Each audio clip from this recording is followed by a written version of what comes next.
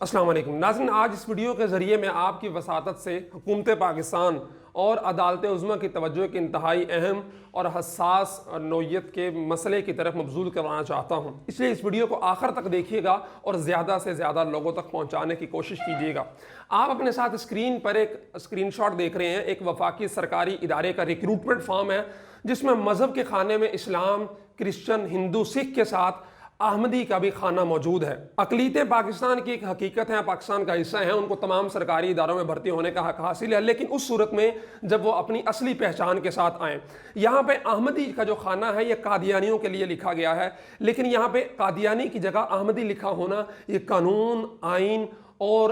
اسلام آباد high court کے فیصلوں کے انتہائی خلاف ہے، اور یہ قانون کی خلاف ورزی اس وقت بہت بڑا سنگین جرم بن جاتی ہے جب یہ خلاف ورزی کرنے والا کوئی وفاقی سرکاری ادارہ ہو۔ میں آپ حضرات کے سامنے اسلام آباد high court justice Shaukat Aziz Siddiqui صاحب کا ایک فیصلہ ہے جس میں یہ لکھا گیا ہے کہ قادیانی اپنے نام کے ساتھ احمدی کا لفظ استعمال نہیں کر سکتے کیونکہ احمدی مسلمانوں کے ساتھ خاص ہے۔ وہ میں پڑھ کے سناتا ہوں فیصلہ ورڈ ٹو ورڈ۔ یہ 2017 کے اندر یا 18 کے اندر یہ فیصلہ سنایا گیا تھا۔ مولانا اللہ وسائے یونس قریشی تحریک لبیک پاکستان سول سوسائٹی کی طرف سے 4 درخواستیں دائر کی گئی تھیں، ان چاروں کو اکٹھا کر کے ایک ہی فیصلہ 125 صفحات کا سنایا گیا۔ اس کے اندر جسٹس شوکت عزیز صدیقی صاحب لکھتے ہیں کہ احمد کا نام قادیانیوں کے ساتھ مختص ہے اور اسی بنیاد پر وہ احمدی کہلاتے ہیں جس کی اجازت نہیں دی جا سکتی، کیونکہ احمد کا نام نامی حضرت محمد صلی اللہ علیہ وسلم سے موسوم ہے جنہیں دیگر مذہبی کتب کے علاوہ قرآن مجید میں اللہ تبارک و تعالیٰ نے اسی نام سے پکارا ہے، اور مسلمان اس نام کے حوالے سے بہت جذباتی ہیں۔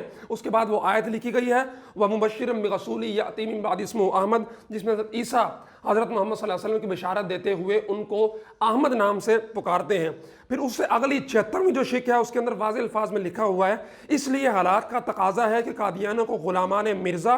یا مرزائی سے تعبیر کیا جائے اور کسی صورت احمدی نہ پکارا جائے، اور کسی صورت احمدی نہ پکارا جائے، کیونکہ یہ اصطلاح اور حوالہ ان مسلمانوں کو الجھن میں ڈالتا ہے جن کے حضرت محمد صلی اللہ علیہ وسلم کے ختم نبوت پر عقیدہ ہے۔ قادیانیوں کو اجازت نہیں ہونی چاہیے کہ وہ مسلمانوں جیسے نام رکھ کر اپنی شناخت کو خفیہ رکھیں۔ متبادل کے طور پر قادیانی، غلام مرزا یا مرزائی کو اس کے نام کا حصہ بنایا جانا چاہیے اور اس کا تذکرہ ہونا چاہیے، احمدی وہ اپنے نام کے ساتھ نہیں لکھ سکتے۔ یہ کافی لمبا چوڑا فیصلہ 125 صفحات کا جس میں مرزائیوں کی حقیقت انہوں نے جسٹس شوکت عزیز صدیقی صاحب نے بڑی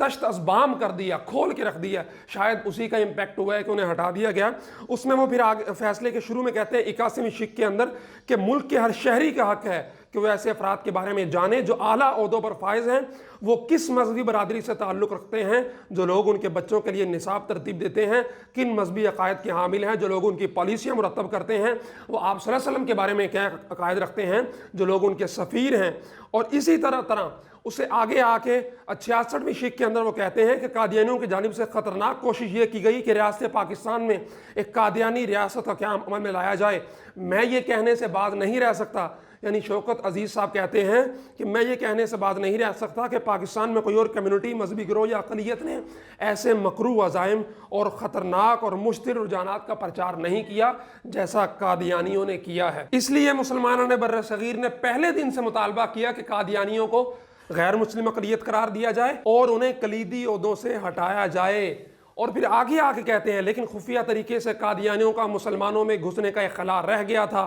پھر کہتے ہیں کہ اگر قادیانی اپنی شناخت مخفی رکھتے ہیں تو پھر کیا کیا جائے، ان کے خلاف کیا اقدامات کیے گئے ہیں جو اپنے آپ کو اکثریتی مسلمانوں کا حصہ قرار دے کر اس اکثریت کے حقوق پامال کرتے ہیں جبکہ وہ ان جیسے نہیں ہیں۔ لیکن تب کیا ہو اگر ایک قادیانی اپنے آپ کو مسلمان ظاہر کر کے غلط قوائف اور غلط شناخت کے تحت اس مقدس عہدے پر پہنچ جاتا ہے، اور پھر خود ہی کہتے ہیں کہ ان تمام سوالوں کے جواب ایک بہت بڑی مایوسی کی صورت میں سامنے آئے ہیں۔ اور پھر وہ پرویز مشرف کے دور کا حوالہ دیتے ہیں کہ مشرف کے آمرانہ دور میں ہر کسی نے قادیانیوں کی جانب سے طاقت کی راہداریوں تک رسائی کو محسوس کیا اور یہ تشویش کا باعث بنتا رہا۔ طارق عزیز جو ایک سرکاری قادیانی افسر تھا، اس نے پرویز مشرف کے پرنسپل سیکرٹری ہونے کے ناطے اپنا کردار ادا کیا اور مختلف محکموں میں قادیانیوں کی شمولیت کو یقینی بنایا، ان میں آئینی عہدے بھی شامل ہیں۔ پھر وہ آگے چل کے واجد شمس الحسن کا حوالہ دیتے ہیں جس نے انہی دنوں برطانیہ کے اندر ایک قادیانی اجتماع میں کہا تھا کہ جی میں قادیانی ہوں، اور وہ برطانیہ میں پاکستان کا سفیر تھا۔ اس وقت یونائٹڈ نیشن میں جو پاکستان کا مندوب ہے، غالباً منیر اکرم اس کا نام ہے،